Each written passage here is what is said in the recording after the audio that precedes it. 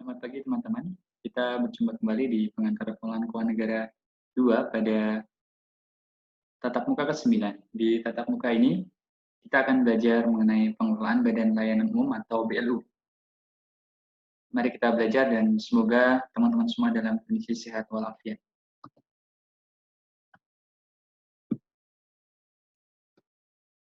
Tujuan dari mata pelajaran kita di pertemuan ke-9 ini adalah agar teman-teman mahasiswa mampu memahami pengelolaan keuangan Badan Layanan Umum atau BLU.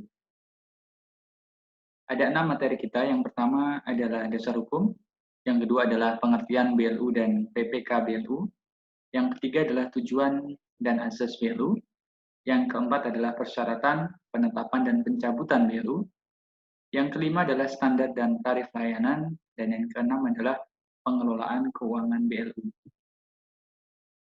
Dasar hukum BLU ini, dasar hukum utama antara lain adalah di Undang-Undang Nomor 1 Tahun 2004 tentang Perbendaharaan Negara, ada pasal 68 dan 69 di sana, dan juga ada di PP Nomor 23 Tahun 2005 tentang pengelolaan keuangan BLU yang sudah diperbarui dengan PP Nomor 74 Tahun 2012.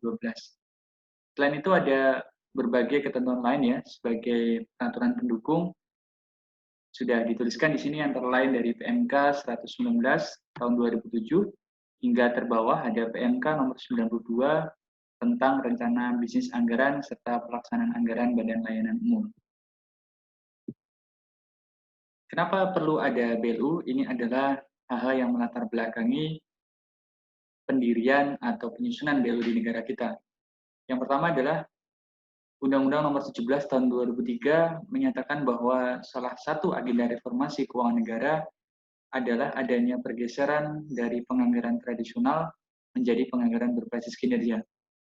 Mudah-mudahan teman-teman masih ingat ya, ada beberapa pola penganggaran yang sudah kita pelajari di semester sebelumnya. Antara lain adalah adanya transformasi proses penganggaran di negara kita yang dulu penganggarannya tradisional menjadi performance-based budgeting atau penganggaran berbasis kinerja. Yang kedua adalah adanya prinsip enterprising the government. Jadi salah satu alternatif untuk mendorong peningkatan pelayanan publik adalah dengan mewirausahakan pemerintah. Hal ini bukan berarti pemerintah kita atau layanan di negara kita berubah full menjadi swasta, tidak juga dimiliki oleh swasta, masih dimiliki oleh pemerintah, tetapi kendali pemerintah ini mendorong adanya pelayanan publik yang semakin meningkat, yang semakin baik, yang kualitasnya semakin bertambah. Dan ini diharapkan bisa muncul, bisa semakin berkembang ketika satuan kerja atau unit kerja atau instansi ini berubah menjadi badan layanan umum. Yang ketiga adalah fleksibilitas. Jadi BLU ini merupakan instansi pemerintah yang tugas dan fungsinya memberi pelayanan kepada masyarakat dan bisa fleksibel, sehingga nantinya akan ada produktivitas, efisiensi, dan efektivitas satuan kerja yang semakin meningkat. Ini sebagaimana disebutkan dalam Undang-Undang 1 2004 pasal 68 dan 69. Dan terakhir, yang menjadi latar belakang adalah adanya sebuah harapan agar munculnya BLU ini menjadi langkah awal dalam pembaruan manajemen keuangan sektor publik. Kenapa perlu diperbarui? Agar sektor publik ini pelayanannya semakin meningkat kepada masyarakat. Ini adalah capture atau sebuah gambaran dari sebuah pola perubahan transformasi dari instansi pemerintah yang konvensional menjadi pengelolaan keuangan Badan Layanan Umum atau PKBLU. Di atas disebutkan bahwa BLU ini adalah bagian dari reformasi pengelolaan keuangan negara untuk memberikan layanan publik yang lebih baik dan lebih berkualitas. Kita lihat ya, dari sebelah kiri ini, berawal dari adanya instansi pemerintah zaman dulu yang secara konsep, secara pola pikir, secara tata cara disebut dengan konsep yang masih konvensional. Dan dengan adanya PP 23, kemudian PP 74 ini, ada perubahan, ada transformasi dari layanan pemerintah yang dulu menjadi layanan pemerintah yang baru yang disebut dengan PKBLU. Apa Apa yang menjadi latar belakang atau dasar pemikiran yang ada di atas ini ya? Adanya paradigma let the managers manage, biarkan manajer yang akan memanage, mengorganisasi organisasinya. Kemudian ada faktor juga adanya pengaruh-pengaruh pasar yang akan mempengaruhi pola pikir, yang akan mempengaruhi tata cara berbisnis atau berusaha, dan juga persaingan yang ada layanan yang diberikan oleh BLU. Kemudian adanya sifat otonom, jadi nanti BLU memiliki beberapa karakteristik yang lebih mandiri yang agak berbeda dengan instansi pemerintah non-BLU. Adanya orientasi pada hasil ya, diharapkan hasil tadi layanannya akan semakin baik ya, dengan output yang baik, nanti berpengaruh kepada layanan kepada konsumen, dan juga bisa menghasilkan layanan yang kompetitif, baik dari aspek biaya maupun kualitas.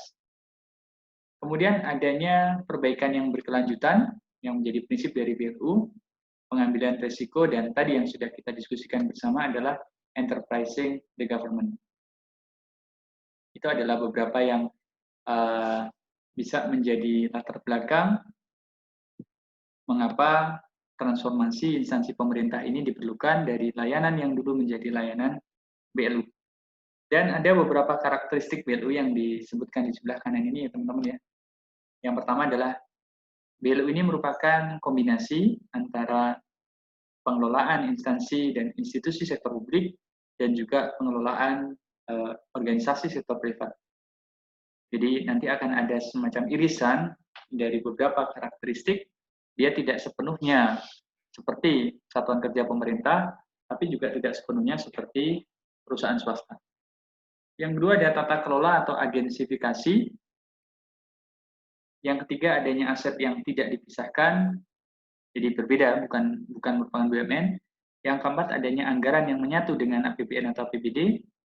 Dan dari sisi kepegawaian, BLU ini pegawainya bisa berasal dari PNS atau juga dapat mengangkat pegawai non-PNS. Nah, kemudian di sini disebutkan bahwa bentuk reformasi birokrasi dari BLU ini adalah mentransformasi lembaga birokrasi yang konvensional menjadi lebih modern. Disebut dengan corporatization dengan konsep agensifikasi untuk dapat menyelenggarakan layanan publik yang berkualitas dengan efisien dan produktif, tetapi di sini ditekankan ada satu penekanan yang menjadi salah satu prinsip dan tujuan utama BLU adalah tidak berorientasi mencari keuntungan semata. Nanti di belakang akan kita lihat keuntungannya BLU itu bagaimana gitu. Jadi berbeda dengan perusahaan swasta yang tujuannya mencari laba, BLU ini adalah not for profit. Baik, kita lanjut.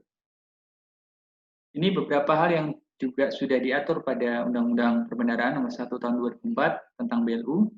Yang pertama adalah BLU dibentuk untuk meningkatkan pelayanan kepada masyarakat dalam rangka memajukan kesejahteraan umum dan mencerdaskan kehidupan bangsa.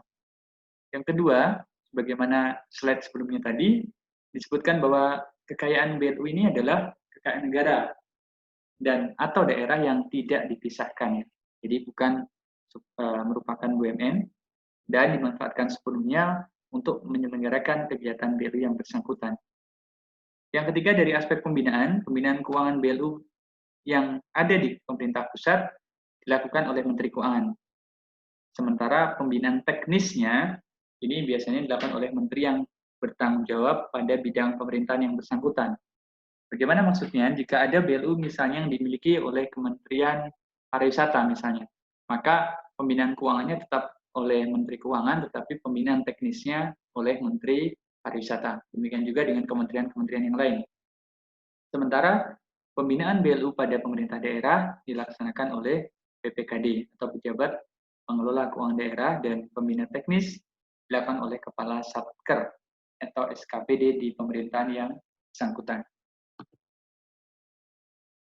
Di pasal 69 Undang-Undang Nomor 1 Tahun 2004 ini juga mengatur beberapa hal yang terkait dengan BLU. Yang pertama, setiap BLU wajib menyusun RKAT atau Rencana Kerja dan Anggaran Tahunan. Ini ada RKAT yang nanti juga akan kita lihat urut-urutannya. Yang kedua, RKA atau Rencana Kerja dan Anggaran, serta laporan keuangan dan kinerja BLU disusun dan disajikan sebagai bagian laporan yang tidak terpisahkan dari Rencana Kerja Anggaran atau RKA dan kinerja dari laporan keuangan pemerintah, laporan keuangan Kementerian Negara, laporan keuangan lembaga, dan pemerintah daerah. Bagaimana maksudnya? Artinya BLU ini nanti dikonsolidasikan baik dari sisi perencanaan atau mulai dari perencanaan hingga nanti dari aspek pelaporan. Walaupun BLU itu memiliki laporan keuangan sendiri, tapi pada prinsipnya nanti akan ada konsolidasi atau penggabungan dari laporan keuangan BLU dengan laporan keuangan kementerian lembaga yang bersangkutan atau laporan keuangan pemerintah daerah yang bersangkutan. Ini sebagaimana dijelaskan ya di poin ketiga, bahwa pendapatan dan belanja BLU dalam RKAP yang tadi sudah kita lihat di nomor 1 dan nomor 2 dikonsolidasikan dalam rencana kerja anggaran kementerian, lembaga, dan Pemda yang bersangkutan. Yang keempat, pendapatan BLU merupakan pendapatan negara atau pendapatan daerah. Yang kelima, BLU dapat memperoleh hibah atau sumbangan dari masyarakat atau badan lain. Dan yang keenam, ini yang juga menjadi karakteristik yang tidak dimiliki oleh satuan kerja non-BLU adalah pendapatan BLU ini dapat digunakan langsung untuk membiayai belanja yang bersangkutan.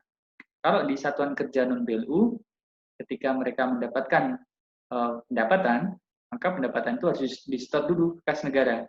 Baru nanti akan ada prosedur untuk menarik pendapatan itu menjadi sumber biaya atau sumber dana yang dapat digunakan untuk membiayai belanja. Tapi kalau BLU tidak perlu di-store ke kas negara, melainkan dengan prosedur yang sudah diatur dengan ketentuan, bisa digunakan untuk membiayai langsung belanjanya. Dan ketujuh, nanti akan ada ketentuan tentang pengelolaan yang lebih detail dalam peraturan pemerintah.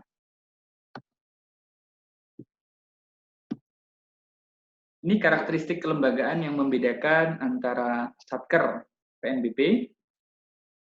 Yang kedua adalah Satuan Kerja BLU atau PPK BLU, dan yang ketiga adalah BUMN. Kita lihat di sini, yang pertama, Satker PNBP itu memiliki motif non-profit, jadi tujuannya betul-betul tidak untuk mencari keuntungan. Yang kedua, sumber pendapatan dari jasa layanannya atau PNBP yang bersifat PNBP fungsional.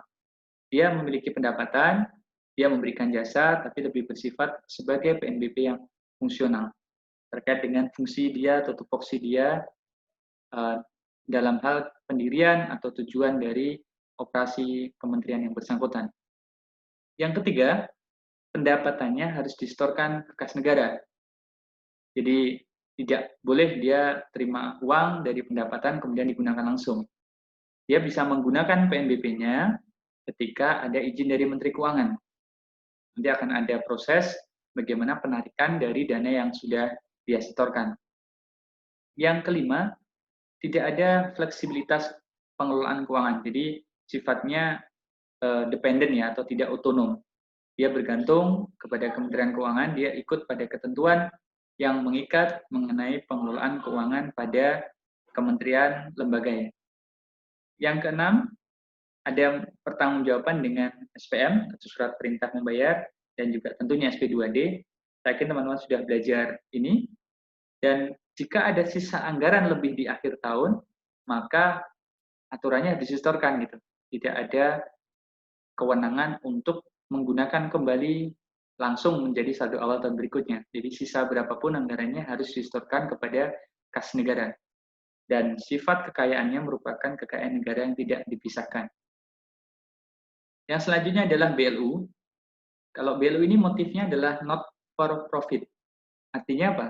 Dia tujuan utama tidak untuk mencari laba, tetapi dia akan mendapatkan pendapatan dan ada unsur keuntungan di sana yang digunakan lagi untuk meningkatkan layanan kepada publik. Dan prinsip yang kedua atau karakteristik yang kedua adalah dia memberikan layanan quasi public goods, bukan internal service dan bukan administratif. Nanti di notes di bawah akan saya jelaskan apa itu quasi public goods. Kemudian ada prasyarat biasanya Satker PNBP bisa mengusulkan untuk menjadi BLU ketika nilai PNBP-nya sudah sangat besar, yaitu melebihi 15 miliar per tahun. Dan keunggulan atau fleksibilitas BLU ini adalah dia bisa menggunakan PNBP secara langsung, juga memiliki fleksibilitas dalam mengelola keuangan negara yang dia miliki. Jadi sifatnya semi otonom. Sementara kalau Satker PNBP tadi sifatnya adalah tidak otonom. Kemudian pertanggungjawabannya dengan SP3B, surat permintaan pengesahan pendapatan dan belanja, dan surplusnya apabila dia memiliki kelebihan, dia dapat menggunakan surplus itu pada tahun anggaran yang berikutnya. Dia memiliki kesamaan, PPKBLU ini memiliki kesamaan dengan Satker PNBP, yaitu dua-duanya merupakan kekayaan negara yang tidak dipisahkan. Dan ketiga adalah BUMN yang memiliki motif profit. Jadi tujuan utamanya adalah mencari laba, seperti hanya sektor privat atau perusahaan swasta. Dia memberikan layanan private goods yang utamanya bersifat rivalry dan excludability. Masih ingat apa arti dua ini? Nanti kita akan juga lihat di bawah. Dan yang ketiga adalah seluruh pendapatannya boleh atau digunakan untuk menutup seluruh biaya operasional dan investasi. Jadi betul-betul fleksibel, betul-betul memiliki otonomi untuk mengelola seluruh pendapatan dan biayanya dia, termasuk upaya para BUMN untuk melaksanakan investasi. Selanjutnya, pendapatan usaha dari BUMN ini bukan merupakan PNBP, jadi tidak ada kewajiban untuk menyetorkan ke kas negara atau melaporkan ke kas negara, kecuali tentu kalau ada bagi hasil atau dividen yang menjadi hak negara. Ketika ada surplus dapat digunakan dan untuk investasi langsung, dan barusan kita bahas ya, kontribusi laba tadi akan bertambah, akan menambahkan PNBP yang dimiliki oleh pemerintah, serta karakteristik dari BUMN ini merupakan kekayaan negara yang dipisahkan. Di PPKN 1 kita sudah belajar tentang jenis-jenis barang ya. Ini tambahan penjelasan mengingatkan kembali kepada teman-teman apa itu quasi public goods dan apa itu private goods.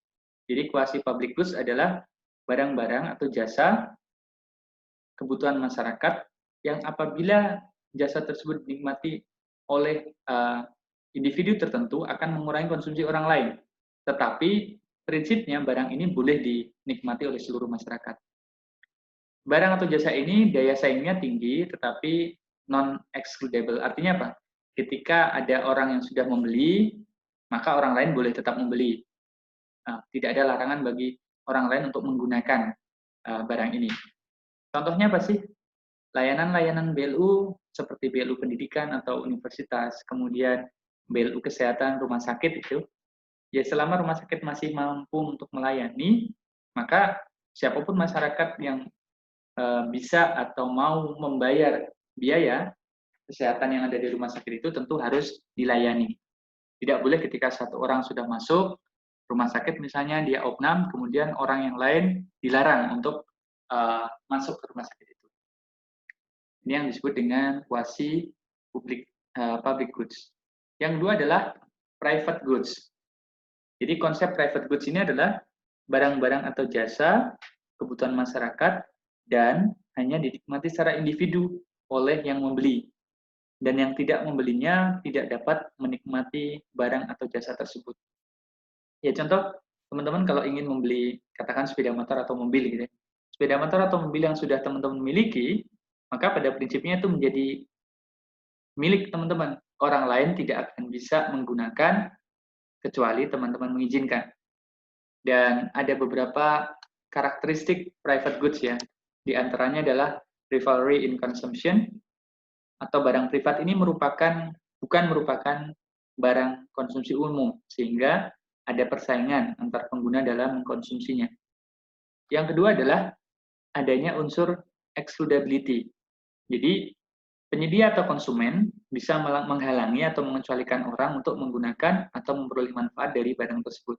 Seperti tadi saya sampaikan ya, teman-teman sudah memberi kendaraan, ya kalau itu sudah dibeli menjadi hak milik kita, orang lain nggak boleh seenaknya menggunakan gitu. Berbeda dengan misalnya public goods berupa jalan raya. Kita berjalan atau kita naik kendaraan di jalan raya itu, maka orang lain mau lewat juga nggak ada masalah selama dia masih menghormati hak sesama pengguna jalan. Jadi tidak boleh kita melarang orang untuk menggunakan public goods. Berbeda dengan kalau kita punya private goods. Demikian tadi karakteristik kelembagaan dari Satker PNBP, Satker BLU, dan Satker BUMN. Dan ingat tadi penjelasan sudah saya berikan di notes ya, nanti bisa dibaca lebih lanjut. Ada beberapa istilah-istilah yang terkait dengan BLU. Yang pertama tadi kita sudah belajar ya untuk pengertian atau istilah BLU, saya lanjutkan ke pola pengelolaan keuangan atau PPK BLU.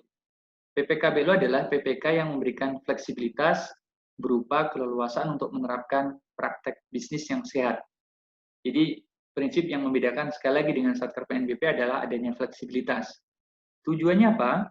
Untuk meningkatkan pelayanan kepada masyarakat dalam rangka memajukan kesejahteraan umum dan mencerdaskan kehidupan bangsa.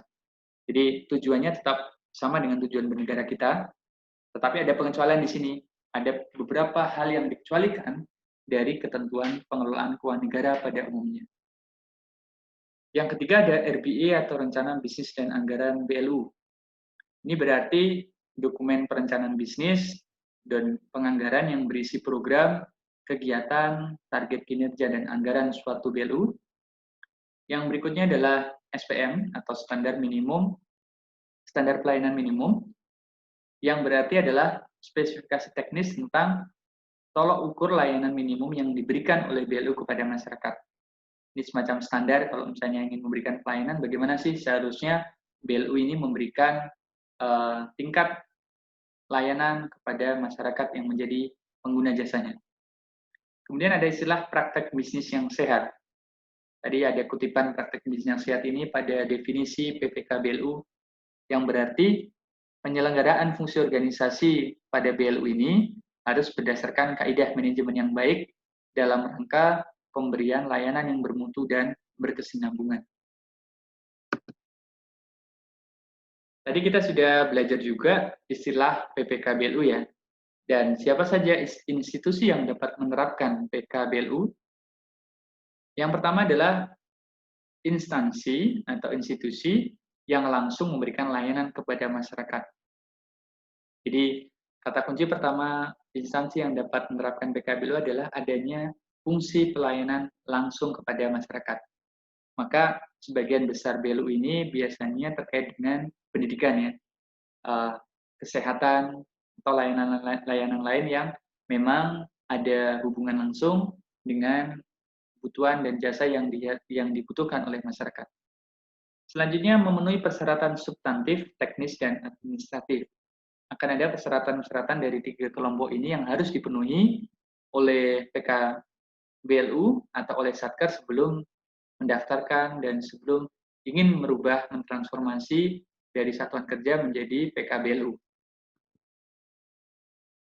Pada pasal 2 PP 23 tahun 2005, tujuan BLU tadi juga sudah kita pelajari, intinya adalah meningkatkan pelayanan kepada masyarakat. Dan ada beberapa asas di sini ya. Teman-teman nanti bisa mengeksplor, bisa membaca dengan lebih detail ya. Antara lain yang pertama, BLU beroperasi sebagai unit kerja untuk tujuan pemberian layanan umum yang pengelolaannya berdasarkan kewenangan yang didelegasikan oleh instansi induk yang bersangkutan. Jadi ada semacam delegasi dari kementerian lembaga maupun dari Pemda kepada BLU ini untuk melaksanakan satu tujuan fungsi layanan tertentu. Yang kedua, BLU ini masih merupakan bagian dari kementerian lembaga atau pemerintah daerah, sehingga status secara hukum BLU ini merupakan satuan kerja yang dimiliki oleh KL atau Pemda sebagai instansi induk.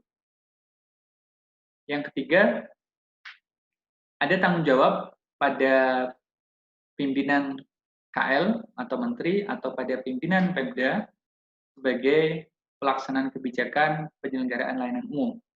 Karena dia yang mendelegasikan, maka tentu akan ada tanggung jawab yang dimiliki oleh para pimpinan kementerian lembaga dan Pemda ini. Yang keempat, pejabat yang ditunjuk, siapapun dia, akan bertanggung jawab atas pelaksanaan kegiatan yang didelegasikan kepadanya. Jadi nanti menteri atau pimpinan ini mendelegasikan tugas kepada pengurus atau pejabat yang mengelola BLU, dan merekalah yang sehari-hari akan bertanggung jawab atas organisasi BLU. Yang kelima tadi sesuai dengan prinsip not for profit tadi ya. Kegiatan BLU ini tidak mengutamakan untuk pencarian keuntungan, dan rencana kerja anggaran serta laporan keuangan dan kinerja tadi juga sudah kita diskusikan sekilas di slide sebelumnya, disajikan sebagai bagian yang tidak terpisahkan. Artinya nanti akan ada penggabungan atau konsolidasi. Serta yang nomor 7, BLU mengelola penyelenggaraan layanan umum yang sejalan dengan praktek bisnis yang sehat. Apa saja persyaratan untuk pendirian BLU? Tadi ada persyaratan teknis, persyaratan substantif, dan persyaratan keuangan atau administratif. Persyaratan teknis ini diatur oleh Kementerian Lembaga Teknis yang merupakan instansi induk pembina dari teknis BLU tadi. Antara lain yang pertama, kinerja pelayanannya layak dikelola dan ditingkatkan pencapaiannya melalui BLU. Jadi akan ada semacam kajian atau pertimbangan bahwa dengan menjadi BLU maka secara kinerja akan semakin meningkat. Yang kedua, sebelum diusulkan ini tentu sudah ada penilaian kinerja secara keuangan. Satker yang bersangkutan tadi kinerjanya sehat ya, sebagaimana ditunjukkan dalam dokumen usulan penetapan. Antara lain apa tadi? Kriterianya masih ingat? PNBP-nya lebih dari 15 miliar. Kemudian ada persyaratan substantif ya, yang ini mengacu pada fungsi dasar pelayanan publik. Antara lain, calon BLU ini atau Satker ini sudah menyelenggarakan tugas pokok fungsi atau tupoksi yang berhubungan dengan penyediaan barang atau jasa untuk layanan umum, kemudian pengelolaan wilayah atau kawasan tertentu, dan kemudian mengelola dana khusus dalam rangka meningkatkan ekonomi atau pelayanan kepada masyarakat. Yang selanjutnya, bidang layanan umum yang diselenggarakan bersifat operasional. Jadi, bidang layanan ini menghasilkan barang atau jasa publik yang disebut dengan quasi public goods. Dan dalam melakukan kegiatannya, BLU ini tidak mengutamakan untuk mencari keuntungan. Yang berikutnya, persyaratan administratif atau keuangan, ini akan dilengkapi dengan dokumen-dokumen antara lain pernyataan kesanggupan untuk meningkatkan kinerja, baik dari aspek pelayanan, keuangan, maupun manfaat, kemudian pola tata kelola, rencana strategi bisnis, laporan keuangan dan standar pelayanan minimum, serta laporan audit terakhir. Kalau dia sudah diaudit, kalau belum bagaimana? Akan membuat pernyataan bahwa calon BLU yang bersangkutan bersedia diaudit secara independen. Ini adalah alur untuk proses penetapan BLU atau BLUD. Jadi yang pertama dimulai dari adanya usulan dari instansi atau calon BLU menyerahkan persyaratan substantif. Jika persyaratan substantifnya ini sudah memenuhi persyaratan yang ada ya, jika memenuhi di sini, maka dia akan diusulkan sebagai BLU, kalau tidak maka stop, tidak akan dilanjutkan usulannya. Yang selanjutnya bagi lembaga yang bersangkutan, menteri atau teknisnya akan meneliti, akan melihat, akan mengkaji bagaimana usulan dari BLU ini. Jadi apabila dianggap layak hasil penelitiannya ini, maka usulannya akan diteruskan kepada Menteri Keuangan. Tetapi jika dari sisi persyaratan teknis menurut pimpinan lembaga ini tidak layak, seperti tadi ya, akan stop. Usulan dari pendirian BLU ini tidak akan berlanjut kepada Menteri Keuangan. Selanjutnya, Menteri Keuangan akan menilai kalau BLU dan pimpinan daerah, gubernur, bupati, wali kota akan juga menilai usulan dari Satker atau SKPD tadi, akan melihat usulan dari kementerian lembaga. Kalau Menteri Keuangan melihat sisi administratifnya bagaimana. Ini dibuat ada penilaian persyaratan administratif yang ditunjuk oleh Menteri Keuangan. Jadi ada tim yang akan menilai persyaratan-persyaratan yang sudah disampaikan oleh KL tadi. Kemudian ada penilaian dengan SOP yang ditetapkan oleh Dirjen Pengendaraan. Dan jika persyaratan administrasi ini lengkap, paling lambat 3 bulan, akan ditetapkan sebagai BLU. Untuk penetapan ini akan dilaksanakan oleh Kementerian Keuangan melalui keputusan Menteri Keuangan. Nah, jika dia sifatnya memuaskan, maka Kementerian Keuangan akan menetapkan sebagai BLU yang sifatnya penuh. Tapi jika secara administrasi kurang memuaskan, namun secara proses disetujui, maka ditetapkan dengan penetapan BLU yang bertahap. Ini gambaran dari alur proses penetapan BLU atau BLUD. Sebelumnya kita sudah melihat perbedaan dari BLU yang bertahap dan BLU penuh. Tadi ya, jika persyaratan substantif dan teknis terpenuhi dan administrasinya memuaskan, dia menjadi BLU penuh. Tapi jika persyaratan administratifnya kurang memuaskan, dia akan ditetapkan sebagai BLU bertahap. Jadi perbedaannya hanya di masalah persyaratan administrasi. Apa beda karakteristiknya? Yang pertama, kalau dari sisi BLU bertahap, ada pembatasan fleksibilitas. Jadi ada pembatasan penggunaan langsung pendapatan, dan ada keharusan untuk menyetor sisa kas atau sisa pendapatan di akhir tahun sesuai dengan prosedur PNBP. Yang kedua, tidak diperbolehkan mengelola utang dan juga mengelola investasi. Artinya tidak boleh berutang dan tidak boleh melaksanakan investasi. Yang keempat, pengadaan barang dan jasa pada BLU bertahap ini mengikuti ketentuan umum pengadaan barang dan jasa yang berlaku. Kita kemarin di pertemuan sebelumnya sudah belajar ya, pertemuan ke-8 mengenai BPJ di lingkungan pemerintah. Dan yang kelima, tidak diterapkan fleksibel budget. Berbeda dengan BLU yang bertahap, kalau BLU penuh ini betul-betul ada fleksibilitas yang luar biasa banyak sesuai dengan yang diamankan pada PP 23 tahun 2005. Antara lain, pengelolaan pendapatan dan belanja fleksibel, diperbolehkan mengelola kas, diperbolehkan untuk berhutang atau mengelola utang dan piutang, diperkenankan untuk melaksanakan investasi, dan pengadaan dan pengolahan barangnya juga lebih fleksibel, berbeda dengan BLU bertahap tadi. Kemudian pengembangan sistem dan prosedur akuntansinya diserahkan kepada BLU penuh ini untuk membuat prosedur atau sistem akuntansi sendiri.